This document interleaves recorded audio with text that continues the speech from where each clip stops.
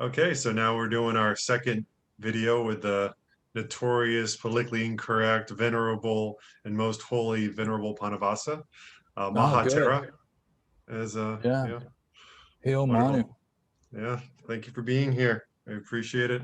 And this time I really kind of want to get more into just maybe discussing what we believe about kind of the basic Buddhist principles or ideas, especially when it comes to karma or kama, Mhm. enlightenment, meditation, stuff like that, just to kind of get the basics down. Because I've always found that you have like a really interesting perspective on that most people don't. And so, if you're up for it, that's the plan.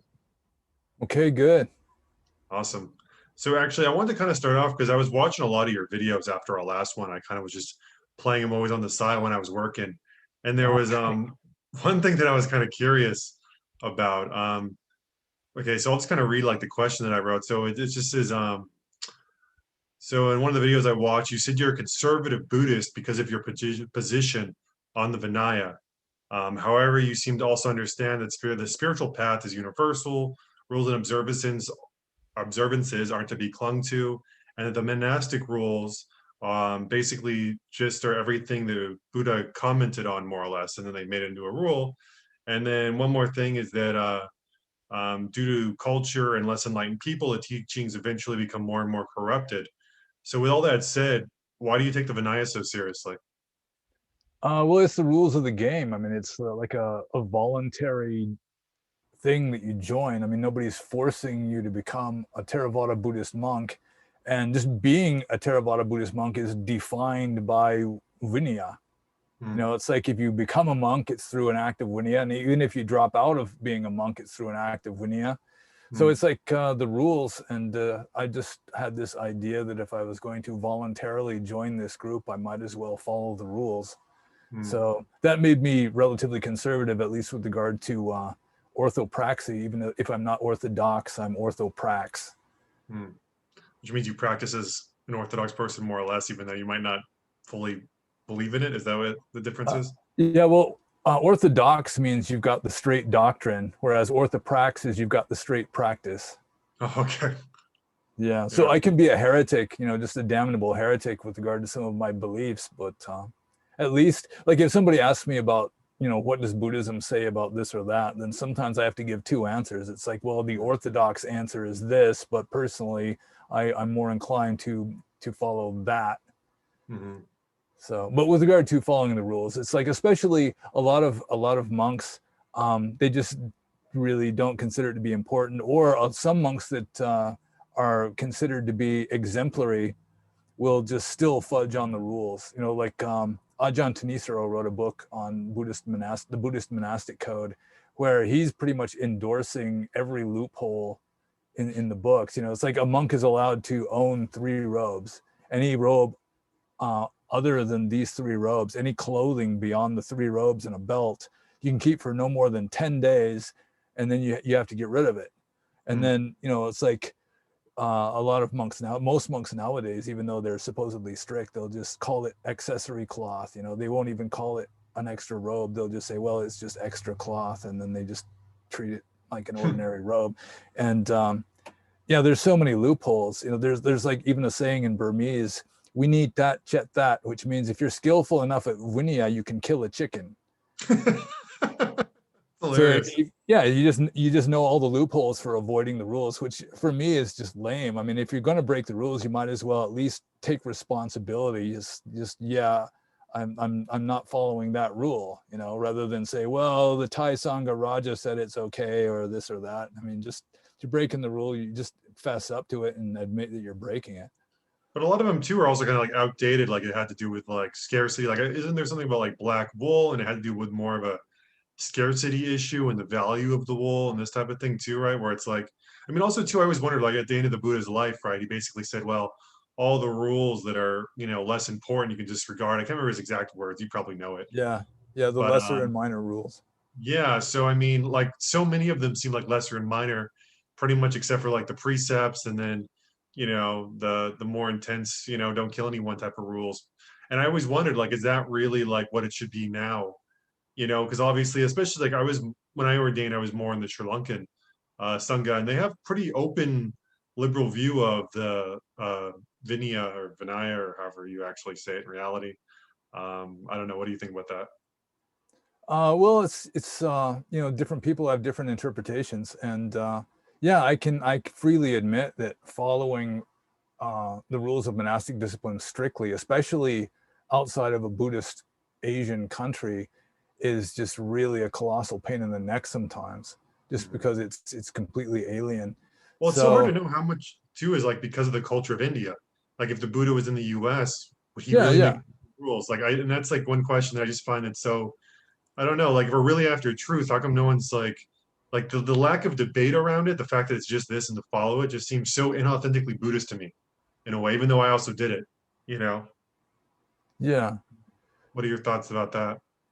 Um, well, I mean, theoretically, a great council could say, you know, they would have the authority to change the rules. You know, if there was like a seventh great council, but the monks that attend great councils are like conservative Asians that are afraid to change anything really, other than maybe a few punctuation marks or something like that in the texts. So um, it just, I mean, it's really an issue that is, I mean, there's certainly valid arguments on both sides. You can say that any religion that doesn't change and adapt to fit the culture is committing suicide, which in a way is true. But then you could also argue just as validly that any religious system that does change to fit the culture is committing suicide, just because, you know, you start off with an enlightened teaching and then people just start changing it to suit their own convenience or their own, you know, touchy feely sentiments or whatever, and Mhm. that messes it up too. I mean, I get how So someone like myself who had just been a monk for a short time when, pretty much you just like obey the rules because you're a beginner. But like someone like yourself too, and this is the interesting thing about you is, I mean, because you are willing to go into the more politically incorrect areas. And I would say, like, it's someone that has as much time being a monk who follow the rules. I would think in your own personal life, right? Which is probably where you come to and why you speak and, talk about this stuff. You would have enough authority to say, okay, well, I tried this. Like, when is it? Because for me, it's like also too, like, when does it hit direct experience? If we're talking about learning through our own direct experience and like you did X, Y, Z, and this is how even kind of my argument around for drinking a lot of times, where it's like, okay, well, I've had one beer before and nothing's happened and there's an environment and it's like I would say a net positive and then this kind of absolutism with the drinking stuff where I could see how for some people that maybe don't have that they can become alcoholics or maybe it's just a pure negative and then this thing of like negating it almost to me like sometimes this is like the dogma of Buddhism where it's like eventually if you have followed the rules done it for a period of time experiment on the other side you know what that is like at what point can you think for yourself. well, at any point you can think for yourself, although it seems to me that if you really don't want to follow the rules, I mean, you could just create your own system or join a different system or something like that. Well, I mean, And I think you would claim though for some of it, right, that the Buddha, like I mean, even my claim, right, if I did X, Y, Z thing, and my understanding would be, this is what Buddha would have done in like an American culture or something, right? So would still be like Buddhism because it's still aligned with the core understanding that I would have a Buddha, right, to some degree. I mean, I yeah, know. but like if the Buddha were alive today, then there's a good chance monks wouldn't shave their head because you know they were just cutting off their social status. You know, they might have long hair and beards or something. They wouldn't be wearing robes. They'd be wearing, you know, gray sweats or just some really plain, uh, just really simple Western attire. Go back to And nudist stuff where they can just go out and just be naked with the ashes, like in India. yeah, I doubt that he'd have that. But yeah, it's really Theravada Buddhism is kind of up against a dilemma where really nobody has the authority to change it, and it's in a way it's good that it not change, even though it's archaic. I mean, a lot of the rules are just plain flat out archaic. A lot of the rules, I mean, you just don't have the opportunity to even break them anymore. Like how many monks are going to have an alms bowl made out of a human skull? It's against the rules, but I mean, nobody wants to do it nowadays anyway. Or, Mhm. you know, handing food, giving food to a naked ascetic or something like that. I mean, it just doesn't arise. Or the black goat wool thing that you were talking about. You know, it's just a non-issue really. Yeah. But Okay. yeah, I mean, it's like you can say that just adhering to the rules no matter what. You know, it's like clinging to morality and observances, silabata paramasa, which is a hindrance and all that. But Hmm. that's really a mental state, the clinging, you know, assuming that it's going to get you enlightened or something. But yeah, Well, I find, I assume it's just a choice that everybody has to make. But something about my temperament has me saying that if I'm going to voluntarily join this organization, I should follow the rules rather than just pick and choose. Although to some degree, I have fudged on rules. So there is that too. I mean, that's one reason I really liked even the Sri Lankan Sangha, especially where I ordained, because they were so open with a lot of that stuff. Because I mean, that's the thing, you know, even when I went ordained, I basically wanted a place I could just practice and be supported. And that's the amazing thing for me about being a monk is the fact that you can basically, you know, just wear simple clothes, people give you food, and you can do what you want spiritually. You can go inside, you can meditate, you have time now. And to me, like that's the core of it, and that's what makes it so amazing that the fact that these all these lay people in Asia are willing to just, you know, say, hey, this guy wants to, you know, be a monastic and now you have the opportunity to practice. You know, that to me is like, I mean, I love that. That's the wonderful part about it, for sure. Yeah. And then another aspect of just strictly following rules is that um, you know, in a way, it's sort of overcoming your own personal preferences. And monks really aren't supposed to Mm. have preferences anyway. Like the ideal monk has no preferences. Yeah. So you know, the Vinaya rules are just there. That you know, it's like you know, even the way you go to the bathroom is all you know regulated, sort of Is it true regimented you and can't pee everything. standing up, right? Or something like that? Oh yeah, yeah. There's all kinds of rules just about going to the bathroom. You know, And you're that's not. just about like killing bugs, right? Like, I mean, from my understanding. Um, that I think is the official reason, but also just having a monk hiking his robes up where other people can see what you Oh, know yeah, what he's made of. That yeah. that also I assume is one of the reasons. Hmm. Okay.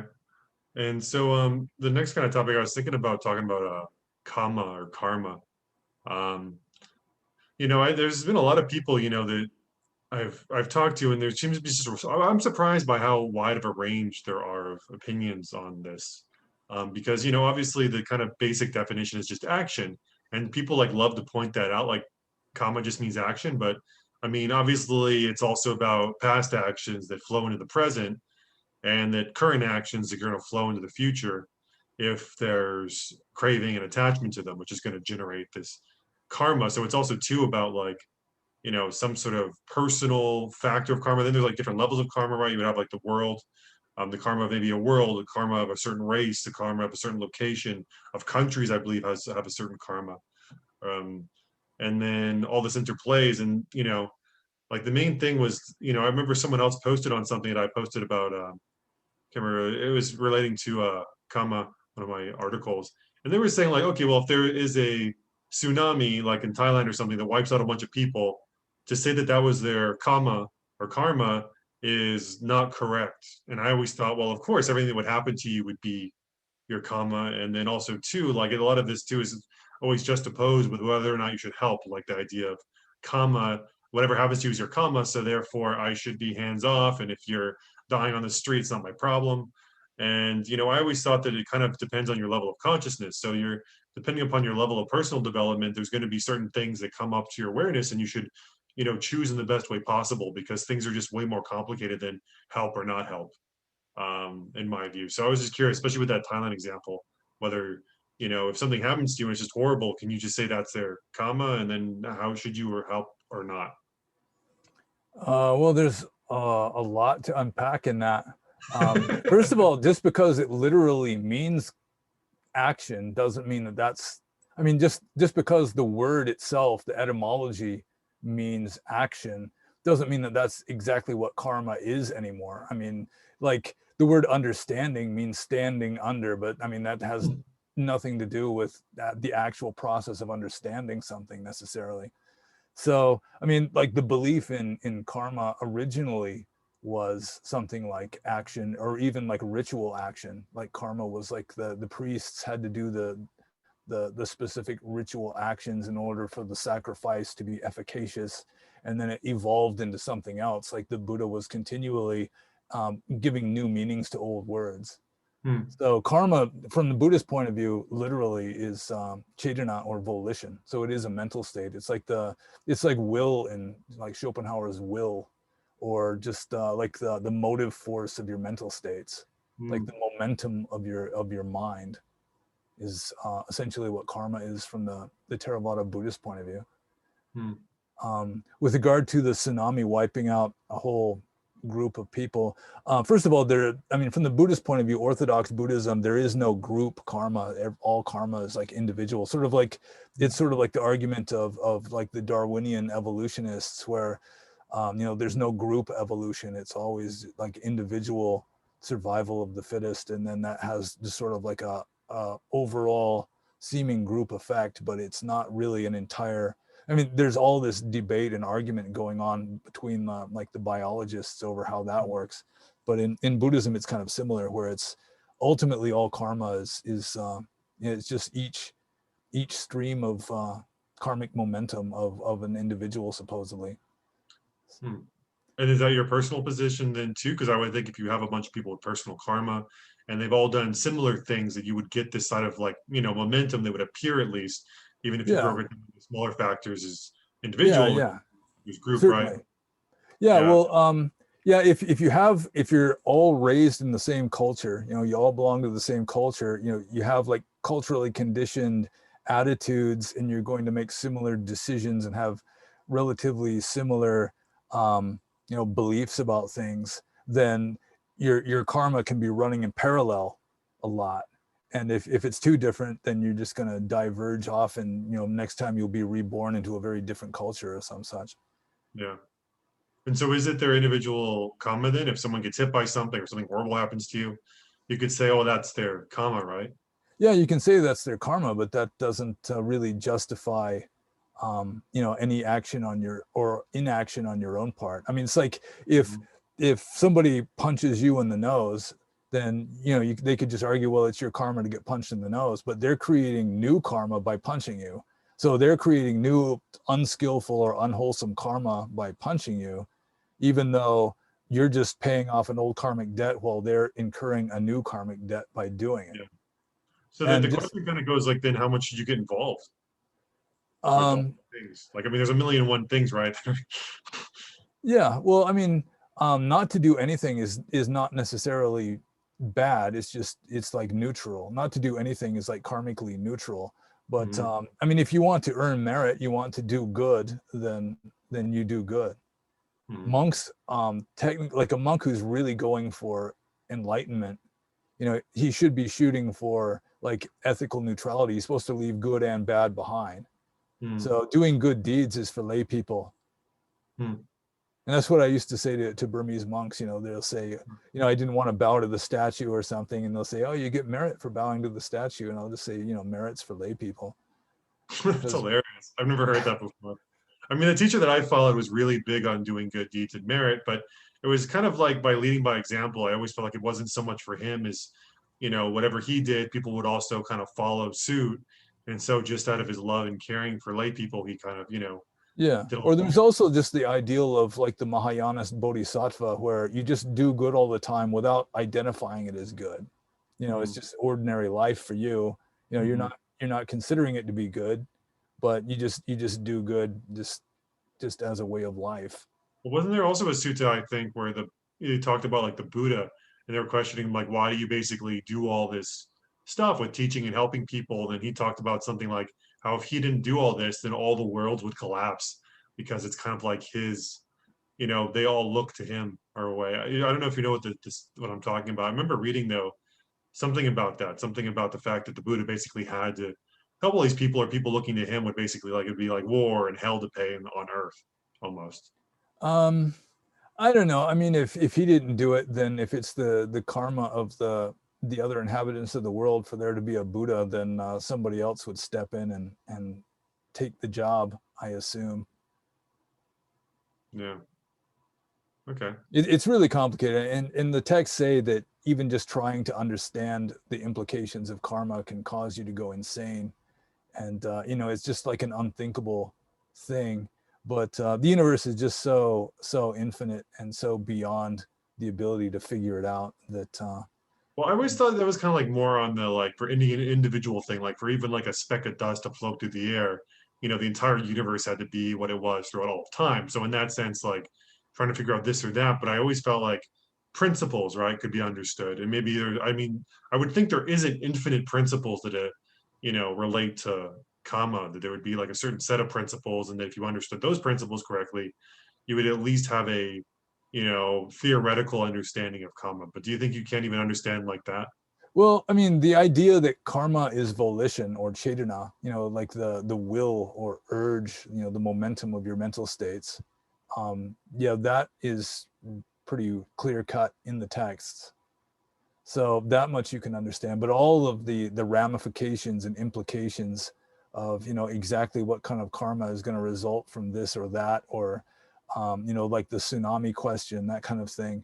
It's you're getting into stuff you're getting into very deep waters there, just trying to understand all the implications. It's like even in physics, just trying to figure out like the interactions of three particles is, I mean, there's no way you can do it.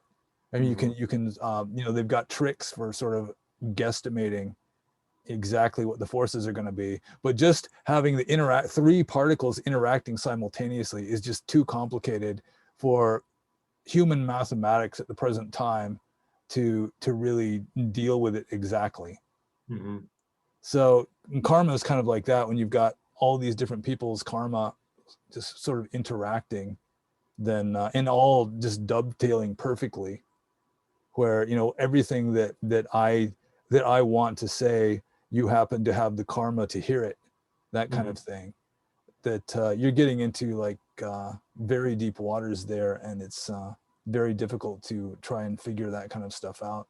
So just sticking with the simple stuff, it's like if you create karma, it kind of helps, it keeps you in samsara, or helps to keep you in samsara. And if you do, if you do actions that reduce suffering, then that's good, and it gets you closer to sort of peace of mind, or just having a peaceful state.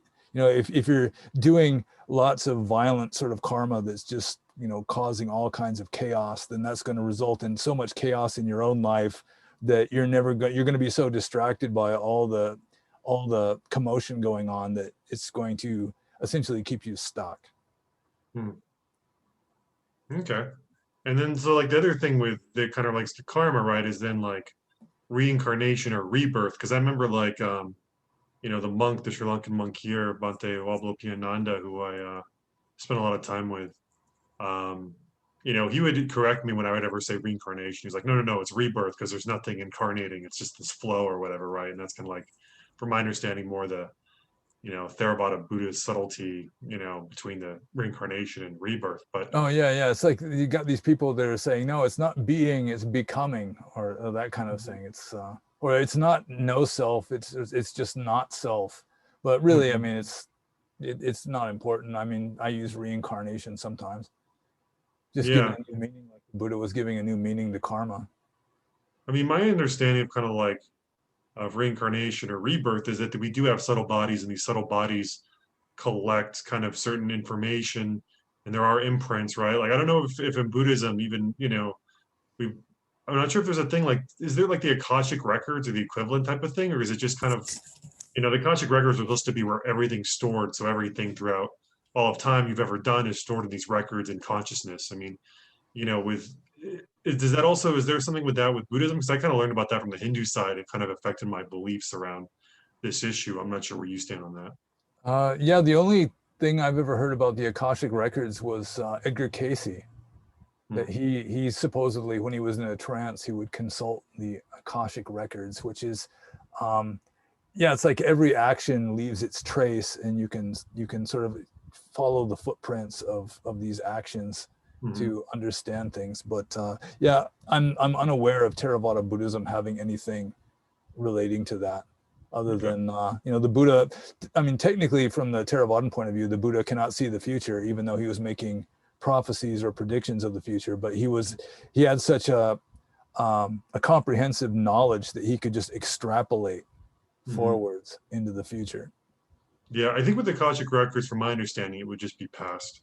I mean, I think also too, I might have heard about it in Theosophy, which kind of, um, made me think about it. But I don't know if you believe that there's any sort of, subtle body impressions, or we have subtle bodies, and how that might play into reincarnation and rebirth, or if that's just, I mean, I think from my understanding of Theravada Buddhism, there is no, I've never heard them talk about how that relates or how that phenomenon works with in connection to subtle bodies. But I just thought I might ask you if your understanding kind of is related there, what you think about that. There's very little mention about subtle bodies. I think maybe in the commentarial literature, there's some sort of mention of it, but it's relatively obscure. It's not emphasized much, if at all, or in like Orthodox Theravada.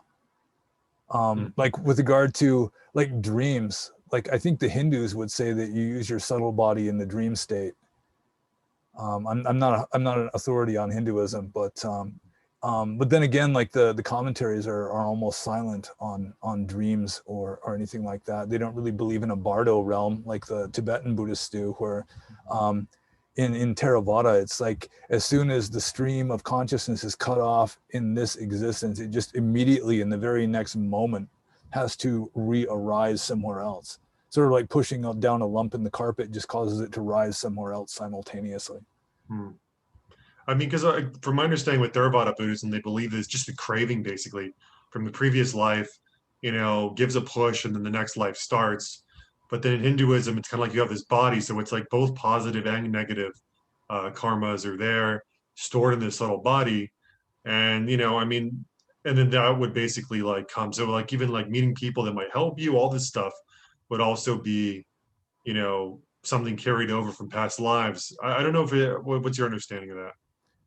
Um, I'm not exactly sure what you're driving at in that. Although, I mean, it does remind me that, like in Theravada Buddhism, it does say every single thing that happens to you, everything that you experience is the fruition of past karma. So even hearing a teacher, I mean, you have to have the karma to hear it, otherwise you couldn't hear it. So like you're reading a Buddhist text for the first time or hearing an enlightened teacher for the first time, still you have to already have the karma. So you've already got that information like in potential form in like your subconscious mind or whatever. Otherwise you couldn't even hear it. So it's in a way, it's kind of a paradox. I guess what I'm asking too is like what flows over from lifetime to lifetime. It would, well, it's like Schopenhauer's will, essentially. It's just like the momentum of your mental states. Mm-hmm. So Okay. that's essentially it. And it's like in a way, it's sort of like a flame where so long as you've got the, like with regard to a fire, you have to have fuel, oxygen, and heat. And if you got those three together, then you've got fire. And just like the consciousness of a human being is similar, or just the human being in general is similar. So long as you've got the conditions supporting it, it's going to remain. And so you're trying to remove the conditions in order to leave samsara and attain nirvana. Okay. I mean, the other thing that makes me think about is just like, because we touched on the subtle body thing, because, I mean, one thing that I studied quite a bit was also theosophy. And as you know, like, I mean, they kind of helped restart Buddhism in Sri Lanka after the British left and almost helped negotiate the government and a lot of this stuff. And they, kind of saw Theravada Buddhism as, lining up with their different beliefs of there being like, seven subtle bodies and this kind of higher self and lower self, and that there was also Pali words and like related to that. I'm not sure then, I mean, I'm also curious, like just besides just the Buddhist perspective, what your own belief about maybe subtle bodies are. Uh, subtle bodies. I really don't. I don't assume their existence just because Theravada Buddhism has essentially nothing to say about it, and so yeah, I assume there could be subtle bodies, but yeah, I don't really have it worked into my philosophy. I guess for me, the reason why it's partly worked in is because I've had like out of body experience. I've had like, maybe really, I mean, really two ones that really stood out to me. One was on a Native American vision quest where I popped out of my body and I could see my body and the forest for like miles, and just everything was a part of me. And it was just like really radical experience that kind of made me, from that point on, I always just knew there was a, spiritual world or something beyond the materialistic world after that. And that was a big driving force after that. And the other one was when I basically was in doing my first Essen Goenka retreat, the Vipassana 10-day meditation retreats. And I ended up, I was doing like the body scanning, and then I went to sleep, and then there was like a bubble, and it was basically like this dream bubble. And then I realized I was dreaming, and I could see the dream in the bubble, and like was aware of it. It's almost like I thought it was the individual first, the identification, and it was with the bubble. And then I was able to like go outside the bubble and look around the rooms. I could see the room, see myself dreaming. And it just always made me think like there must be a body, like subtler bodies that exist. It's not the physical, because obviously I'm over here and I can think and feel. And that's kind of where my interest in that, I guess, ended up starting. Yeah, as far as I'm concerned, I mean, physical matter, I mean, whether it even exists or not is irrelevant, because all we can really experience is mind anyway. Like, even if there is physical matter, like this water bottle, the only reason I know that there's this water bottle is through my mind. I see it, but that's just visual perception, and I can feel it, and that's just tactile perception. I can shake it and hear it. That's just auditory perception. So it's all just perception. It's all just mental states, sort of like George Berkeley in the 1700s, this thing, the all that exists are just minds and mental states. And like Mahayana Buddhism just completely dispensed with the whole idea of physical matter, any kind of actual body other than just mental states. So I can relate to that. And Also, you can too, have if you all could, kinds of mental bodies. or like if everything is consciousness, like when you kind of get more in that universal sense, it's like mind and consciousness, like kind of merge into one, and then it's just everything is made out of this one substance that's conscious and can hold memories or whatever it would be. I don't know exactly. Yeah. There is that concept. I can't remember exactly what it is. Mahayana Buddhism, like I guess like Buddha mind, or what is it, like the universal mind, too, that I think in Theravada doesn't really exist. Yeah, that's more of a Mahayana concept, like the one mind or the Dharmakaya or something like Yeah. that. What do you think about that? Um, Early Buddhism just did not reify the absolute. They just, I mean, it's like anytime you think about the absolute, you've just wrecked it. I mean, it's not the absolute anymore. And so the Buddha pretty much just kind of danced around it, mentioned it as little as possible, because, every time you mention it, you're not even really touching it, because nothing can touch it. Mhm. So I have problems with that, like with regard to the people that are just vehemently insisting that there has to be a soul, and I'm trying to tell them that, like from the Vedantist point of view, your soul is just that part of you, the part of God that just happens to be inside you. It's like Yeah. the Atman and Brahman are the same. Mhm. And but in Buddhism, they don't reify it. It's like, to say that it exists is not valid. To say that it doesn't exist is not valid. Say that it does and doesn't exist is not valid. Say it neither does nor does not exist is not valid. I mean, it's just nothing you say about it is valid. So the Buddha was just really emphasizing how to become enlightened, and not even attempting to explain, what it's really like, because you can't explain what it's like. Well, I And think a lot so, of oh, go ahead. I always felt like the Buddha, especially the people he was talking to, I think, when I talk to a lot of monks, they kind of believe that at the time of the Buddha, everyone was super intelligent, super evolved, and so they just got all this stuff really easily and became really enlightened. Well, my kind of view is more that it was probably like there was very few people even back then, that could comprehend any of this, and a lot of this extra stuff, or quote unquote kind of extra stuff, wasn't even, able to be understood. And it wasn't so much that it's beyond human intellect, but just the level of those people that he was talking to at that time, or in general.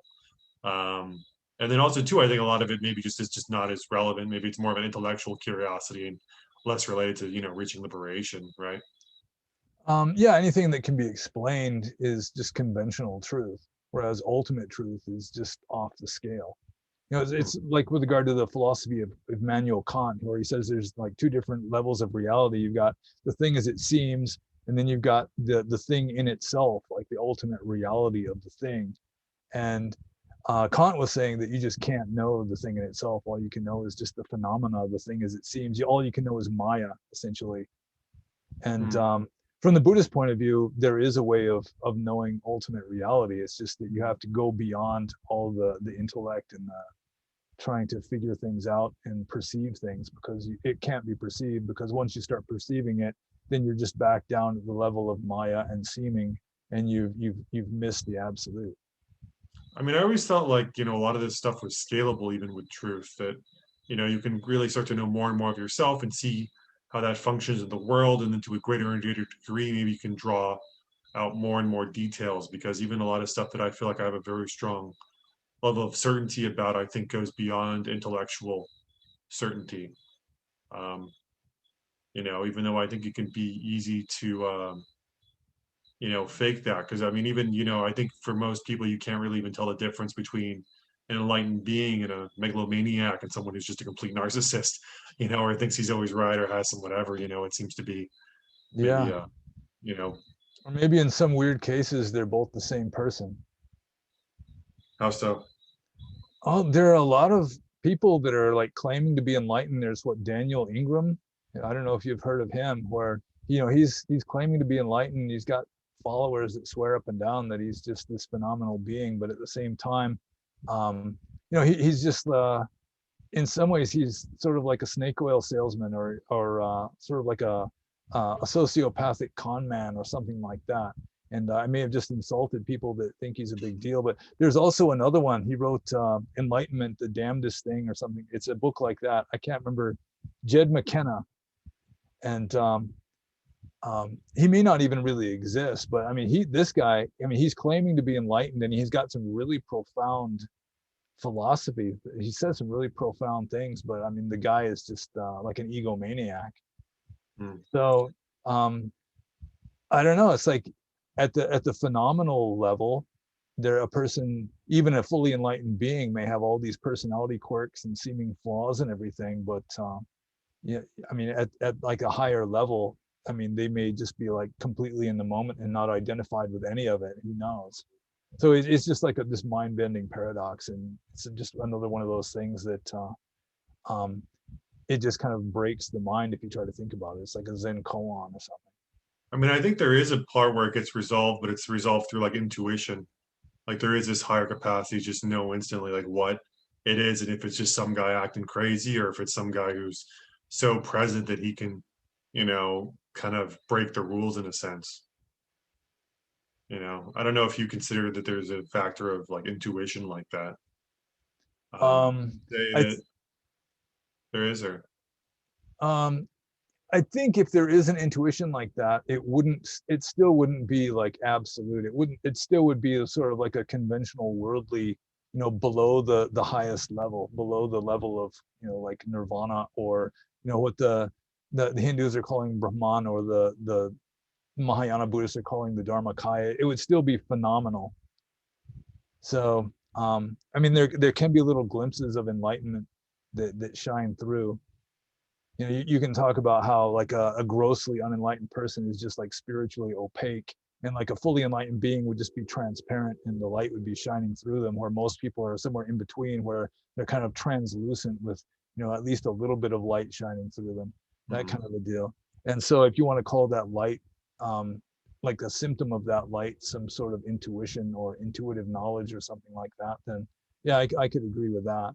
Although really I'm kind of like a monist, or just a mystic that just I just have a lot of difficulty believing that you can really understand reality by thinking about it, or even through intuition, other than just through just kind of fading your mind out and just having this reality shine through. Well, my understanding it's kind of like the lower self would become purely a like receptacle that can kind of receive, conventional like or relative information as it needs to be known from its higher self that's doing all the processing and computing in a way that would be closer to reality somehow. And then, because everything here is going to be like relative, there's kind of degrees of this, which is why I like kind of the body, the subtle body system to me, where it kind of makes sense for that Yeah, reason. that's kind of like what the Hindus do. It's like they're trying to purify and purify and purify and get more and more subtle. And I mean, that can just go forever. I mean, no matter how many times you sweep the floor, there's still going to be some dust remaining. You just can get purer and purer and purer and purer ad infinitum and still not get there. Whereas with Buddhism, eventually you just jump off. I mean, you just go out sideways. You just bail out of the whole system. You don't, I mean, there is no end to the path. You don't follow the path and get purer and purer and purer until finally you just reach total purity. It's just, you follow the path until finally you just have this insight that lets you just let go of the path, and you just let go of samsara, and you're just out sideways. Okay, that's interesting, because I didn't realize that distinction, that it was just kind of like you're going to get off the path. I always thought like, it was still like you're leading to some place, that eventually, as the mind would become clearer, there's more information, and there is a point of like jumping off where you switch, because it's almost like you're at the pinnacle of a human being, and then like kind of like this sort of like next levels above this, and you purify that level, and then poof, you're in this whole other world, whatever that is, of the enlightened being, that would then kind of transcend our own experience and understanding, like being like it's just like something else, like the Buddha and all of his experiences with all the realms and all this stuff. Like you're all of a sudden you're multidimensional, fully aware, could see everybody else's karma and what they need and yada yada yada, and where they're going and all this sort of thing. Yeah, although ultimately nirvana is not a realm at all. I mean, it's nowhere on the whole scale of like the 31 planes of existence. I mean, nirvana just isn't on the list. It's just completely off the scale. And some people have to get farther than others. I mean, some people might have to get all the way to fourth jhana before their mind becomes so subtle that they're no longer distracted by all the mental states, all of the Maya and everything, and they can detach. Suddenly they just stop identifying with it. Whereas other people, that first jhana might be good enough, or they might just have some near-death experience or something that just slams them. Where, I mean, they're still at a relatively crude state, but they just get slammed out sideways through whatever, some kind of crisis or something. So this kind of leads me into like just kind of what is enlightenment then? How do you just define enlightenment? Oh, that's a good one. I mean, it's like you can't define it really. I mean, like there's the standard, like in Theravada, the standard definition of enlightenment is just the end of greed, hate, and delusion, the end of lobha, dosa, moha, or the end of dukkha, the end of suffering. Or you could say that, it's like you're no longer creating karma. So that would be kind of a definition of enlightenment. Although with me, it seems like enlightenment would just be like full knowledge of ultimate reality. You're no longer identifying with any limited anything finite, that your mind is just no longer identified with this or that. And like going with like the Vedantist idea, it's just you just merge with Brahman. It's like the drop hits the ocean and just blends, like that. Well, I think in my view, it's like you kind of would blend in that ultimate reality, but also be have full control of all the other realities. So you'd have the physical body as well. You can still function in that, because you can be like a drop, and then you can be the ocean as well. Yeah, but there is no you. I mean, just in a conventional sense, because obviously if it's everything, there would be no you, because it's the way the linguistics work, right? So there would be nothing other than, so therefore it would just all fall off, right? Something like that. Although really, samsara is illusory in a sense. So what happens with samsara is largely irrelevant to nirvana. I mean, again, we're just getting into the paradoxical mind warping stuff, but yeah, they really have nothing to do with each other, even though they're both simultaneous. It's like the simile I use a lot is you've just got like this uncarved block of stone. And inside that uncarved block of stone is every possible statue that could possibly exist. Like every single molecule is right there in the right place already. All you got to do is just kind of dismiss the rest of the stone. And like ultimate reality would just be the block of stone. Whereas some of these statues, these virtual statues, as I say, they really are in there. Every single atom is already in the right place and everything. They're so convoluted and complex that they start differentiating themselves from the rest of everything else, and think that they're this distinct entity. when really all it is just one of an infinite number of possibilities that just virtually exist and don't really exist. Well, if, I mean, I feel like mind, if everything's kind of like this stratum of mind or consciousness, that to mean something that exists would just be something that experiences is experience, and then therefore it exists. But then, I guess like, it's interesting because even in the Buddha, I mean, in the Buddha, but I think it was the Majjhima Nikaya, they even talked about like there's like, the God of this world or this realm too. And I always felt like there's kind of like these higher beings as well that within their mind kind of maintain the um, perception of an objective reality, and then based off of our own development, mentally we can either observe that directly or not, and it's distorted. And this would be more like the samsara is like the distorted version of reality that's like this kind of objective reality created from a higher being's mind. I mean, this is a little bit complex, but this is like kind of the more esoteric side, I guess, that I've also kind of gotten into. I don't know if that just seems like garbage, but I don't know.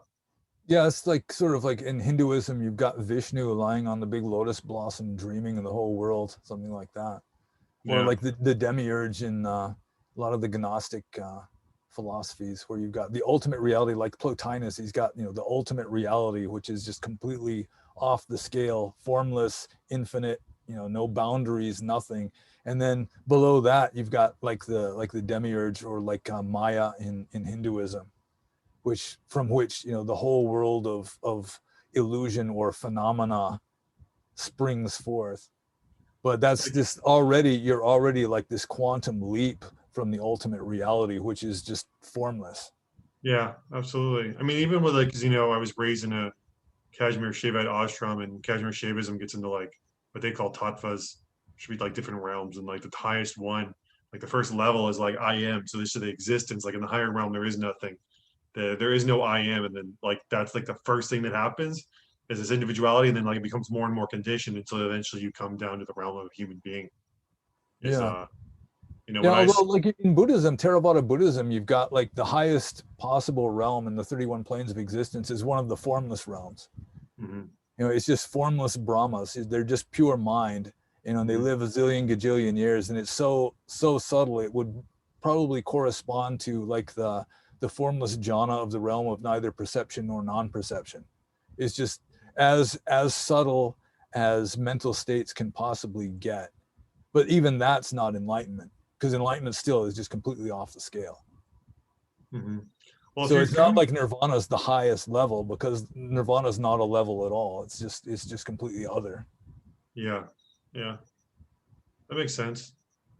I mean, it kind of is like you have a pyramid, and then it's like, getting to the top of the pyramid, and it's like really the level beyond that is like the whole pyramid itself and what's beyond the pyramid, Yeah. like the whole thing in which that takes place. Because there's obviously, I mean, I still take, issue always with a lot of the more, void emptiness sort of thing where it's like, okay, well, there is like the nirvana is basically nothing. And then once you realize there's nothing and there's no whatever, then now you're liberated, which to me just like is straight nihilism almost. But it seems like a lot of even the monks believe that. Yeah, especially a lot of intellectual Western monks who Hmm. have no use for mysticism. They just don't get it at all. And Yeah. so pretty much they kind of paint themselves into a corner where just intellectually they have no choice but to say that nirvana really is just extinction, is you just poof out of existence. Hmm. But ultimately, like ultimate reality, I mean, like I already said, it's like existence doesn't apply and non-existence doesn't apply, and existence and non-existence simultaneously doesn't apply, and neither doesn't apply. It's just completely off the scale and unthinkable. Hmm. So that's one reason why they call it voidness, is just you cannot wrap your head around it. You cannot perceive it at all. You can't slap a label onto it. You can't, I mean, you can't see it or hear it or imagine it or anything like that. And so it's just off the scale. And so you're better off just not even really attempting to deal with it, other than the Buddha is just telling people how to maximize their chances of experiencing it directly. Okay.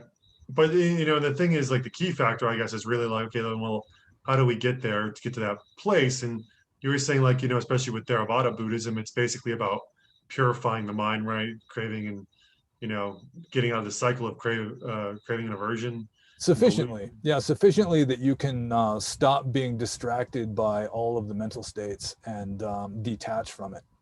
Because Uh-huh. it's like we identify with the mental states or whatever, we cling to that and think that it's reality. And Uh-huh.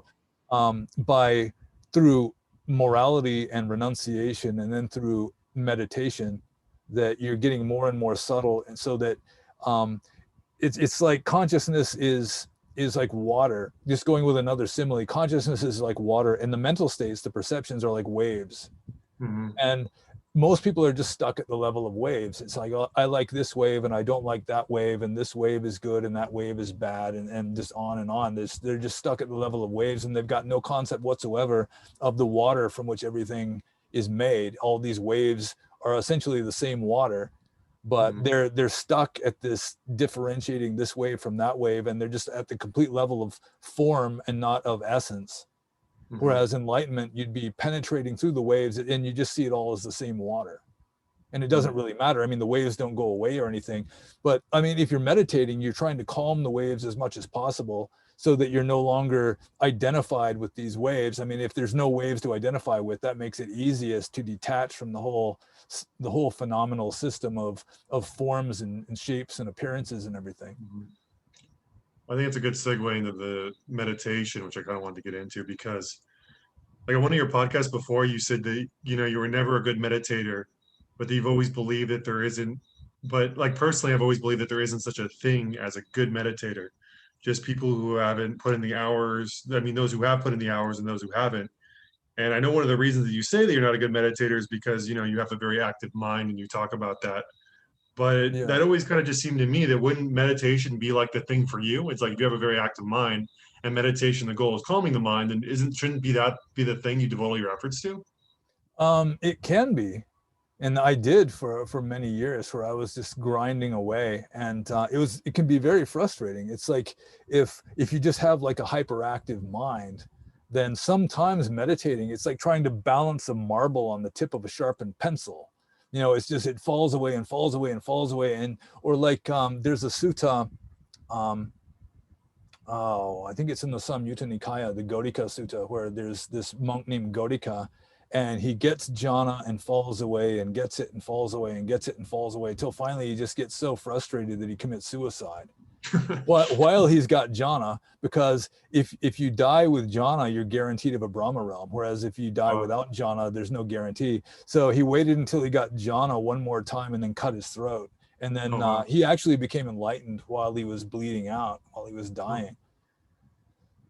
But that sounds yeah, some pretty people, profound, like some Burmese villagers, they just don't think much. They just live a actually. very simple, peaceful kind of a life, very uncomplicated, and maybe they just don't think much anyway. And they can just go to a meditation retreat and just sit down, and they're just like a block of stone, like a statue, just right off the bat. I can Whereas, attest to that. yeah, and a lot of Westerners, it's like it's really hard work, Yeah.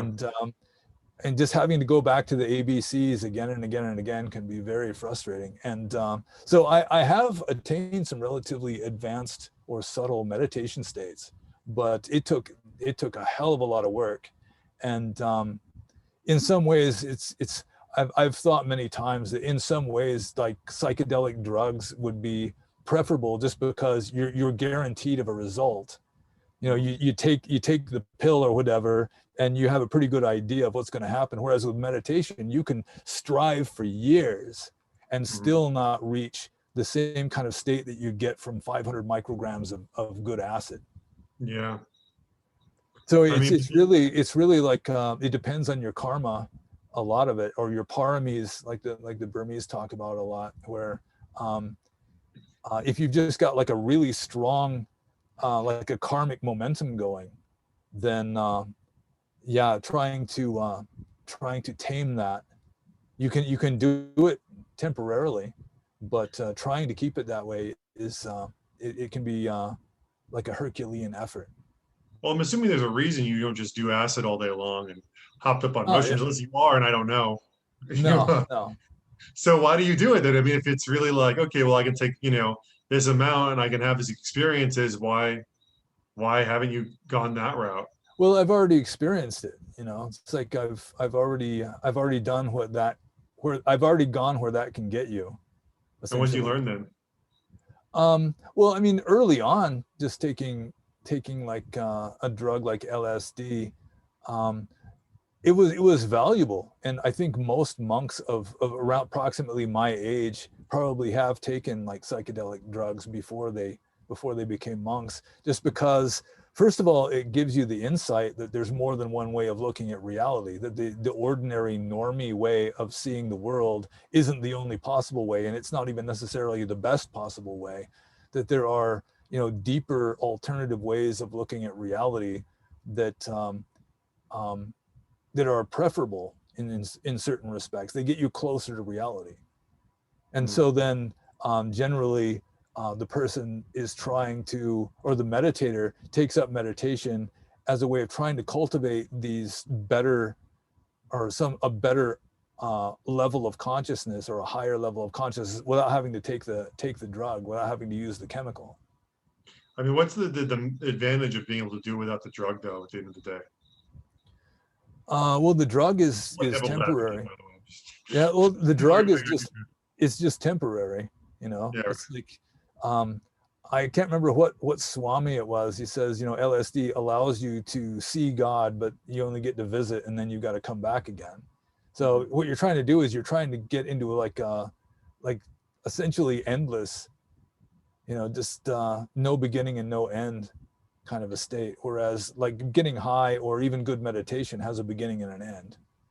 Well, the thing for me is I always, you know, when it comes to the meditation in the States, I mean, I've seen the same thing where there's some people that can meditate for hours and hours. And you know, being around a lot of meditators, a lot of them don't necessarily have any attainment, or even they still have the same issues, and year after year, they're the same. And they'll sit Yeah. down like, oh, yeah, I had such a great time. Meditating was so wonderful. It's so enjoyable, you know. And I'm just thinking, man, you must like, it seems to me that pretty much all the spiritual work is like shadow work. It's all the dark stuff and getting in there with all the things that, you know, you struggle with. And that's where all the progress is made.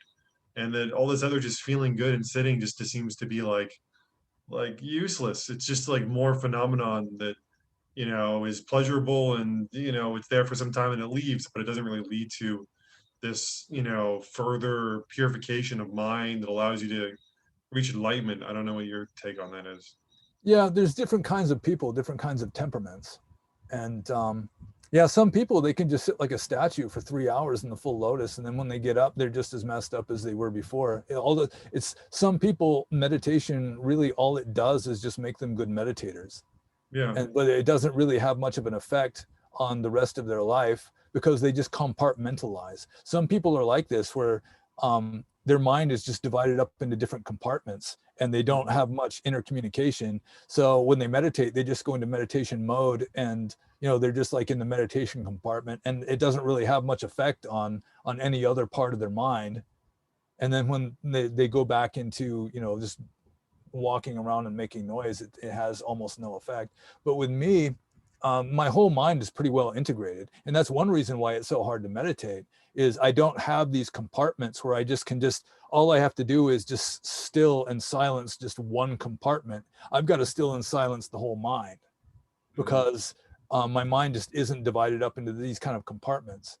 And so I've compared meditation to digging a basement before, where there's different ways you can dig the basement. You can just dig it all the way down in one place and then widen it out, or you can just dig it all in layers, just gradually, till you get down to the bottom of it.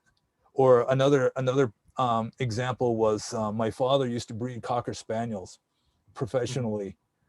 He had a kennel a long time ago, before I was born. And back then they didn't have a white Cocker Spaniel yet. So anyone who could breed a white Cocker Spaniel is going to get rich, or, you know, at least he's going to make his name in the Cocker Spaniel breeding world or whatever. So my father figured there's two different ways of going about it. You can take a spotted Cocker Spaniel and just keep breeding dogs with smaller and smaller spots until they're gone, or you just take like a cream colored Cocker Spaniel and just get paler and paler ones until you get down to white. And it's sort of like meditation, where like if your mind is compartmentalized, you just get really good at meditation, like samatha meditation, and then you can try to expand that out to the rest of your mind. But with me, it's like I've got to go down one level at a time and just got to bring my whole mind down with me. You know, it's like I don't have the compartments, and so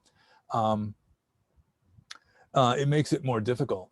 But a person who does who doesn't compartmentalize their mind, and like a lot of new age people, they've just got really compartmentalized minds where they can one part of their mind believes something that's the exact opposite of what this other part of their mind believes. Hmm. Or you can have some people that are very religious when they're in religious mode, but then, you know, they're like habitual liars or crooks or something, you know, when they're not being religious. You know, I met quite a few Burmese people who were like that, where they're very devout. You know, they just almost go into like a trance state when they're, you know, they're chanting their chants or whatever. But then, you know, at the rest of the time they're like lying like a little kid. They don't even need a reason to lie. They'll just lie just out of habit or something. Well, that's So why I think like that ability to like focus also too. I mean, there seems to be like a spiritual focus. You know, I mean, I have to think about, I guess, the compartmentalization, because I guess I never thought of it as so much as there being parts, as you know, that it really has to do more with how to say, the spiritual, how spiritually advanced you are to a degree. Because I think that if you're more spiritually advanced, you'd be aware of more things because your awareness would be expanded. And that as your, you know, awareness expands, therefore when you sit, it would actually become more and more difficult in a way. And that, you know, a lot of these people awareness is very small, and it's not so much that there's all these different compartments, but that just like the awareness or the light that they're using is very, very small, versus maybe a bigger one, so therefore it's more difficult. I don't know, is that kind of the, am I yeah, saying the same thing, or? I think one of the purposes of meditation is it's bringing a lot of the subconscious mind up into consciousness. Like a person who's really good at mindfulness meditation, a lot of their conscious mind is going to be subconscious in the average person. It's just you know, what would be below the surface for most people would be, you know, within the realm of conscious perception for a person who meditates a lot and is good at it, especially if it's like a mindfulness kind of meditation and not just going into a trance state. Hmm, right on. Trying to think if there's anything else. You know, I was thinking actually, because I feel like we have a lot of good information that's all kind of mostly not too controversial and about Buddhism, maybe of just ending it here and kind of having this one be, you know, not as spicy as maybe some of the other ones. And then next time we can kind of get into maybe some more spicy stuff. Uh, Yes, it's your call, man. It's your show. yeah, I think let's do that. And then we'll do another one hopefully sometime soon, and we can get into all the more spicy things for the people who like some spice on their Buddhism. Oh, okay. Yeah, we can get banned in a different one. Yeah, exactly. Well, thank you very much, Venerable Paññobhāsa. Yeah, Um, you're you know, welcome. I really appreciate it. You know, you're really one of the few people that I've found that we can have these types of conversations, because I just find that so many people just haven't thought about it, or don't have the experience, or whatever it is, and you just got like this amazing combination. So kudos to you, and thank you once again for coming on the show. Yeah, I was glad to be here. Awesome. Well, have a good night. Peace.